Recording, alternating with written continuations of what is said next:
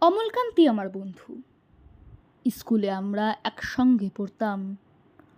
রোজ দেরি করে ক্লাসে আসতো, পড়া পারতো না। শব্দরূপ জিজ্ঞেস করলে এমন অবাক হয়ে জানলার দিকে তাকিয়ে থাকতো যে দেখে ভারী কষ্ট হতো আমাদের। আমরা কেউ মাস্টার হতে চেয়েছিলাম, কেউ ডাক্তার, কেউ উকিল। অমলকান্তি সেসব কিছু হতে চায়নি। সে রোদ্দুর হতে চেয়েছিল।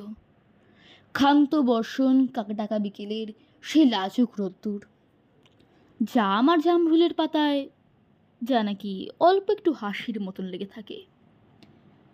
আমরা কেউ মাস্টার হয়েছি, কেউ ডাক্তার, কেউ উকিল।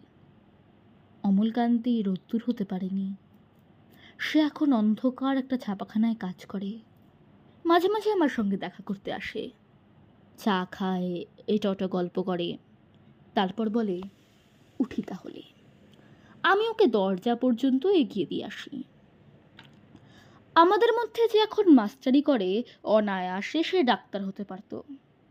যে ডাক্তার হতে চেয়েছিল, উকিল হলে তার এমন কিছু ক্ষতি হতো না। অথচ সকলেরই ইচ্ছে পূরণ হলো, এক অমলকান্তি ছাড়া। অমলকান্তি রোদ্দুর হতে পারেনি। সেই অমলকান্তি রোদ্দুরের কথা ভাবতে ভাবতে ভাবতে ভাবতে যে একদিন রোদ্দুর হয়ে যেতে চেয়েছিল।